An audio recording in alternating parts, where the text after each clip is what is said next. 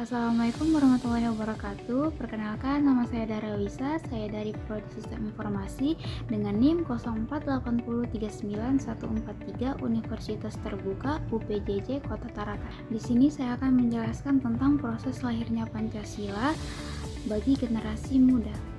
Sejarah Pancasila tidak lepas dari situasi menjelang kemerdekaan. Pada tahun 1945, Jepang sedang menduduki wilayah Indonesia. Pada saat itu juga mereka membentuk yang namanya BPUPKI atau Badan Penyelidik Usaha-Usaha Persiapan Kemerdekaan Indonesia.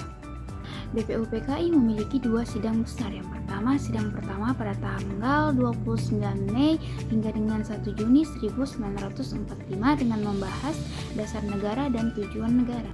Sidang pertama ini para tokoh menyampaikan gagasannya seperti Muhammad Hatta, Muhammad Yamin, Insinyur Soekarno, dan Ki Bagus Hadikusumo.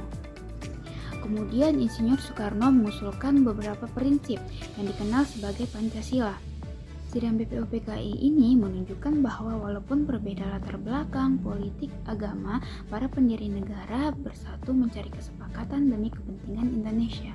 Setelah sidang BPUPKI dibentuklah Panitia 9 untuk menyusun rancangan dasar negara, dan pada tanggal 22 Juni 1945 lahirlah Piagam Jakarta.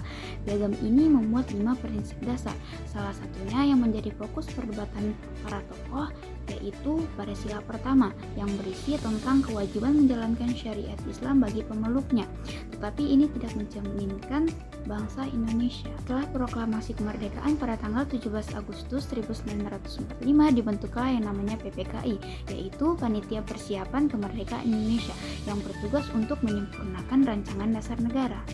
Pada tanggal 18 Agustus 1945, PPKI telah mengesahkan 5 sila yang kita kini kenal sebagai Pancasila. Pada saat itu juga sila pertama disahkan dan diubah menjadi ketuhanan yang Maha Esa.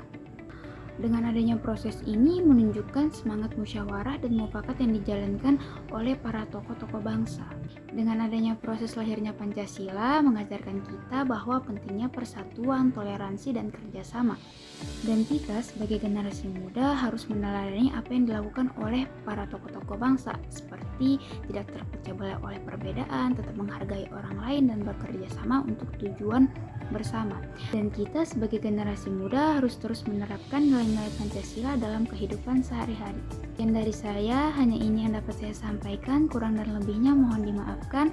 Wassalamualaikum warahmatullahi wabarakatuh.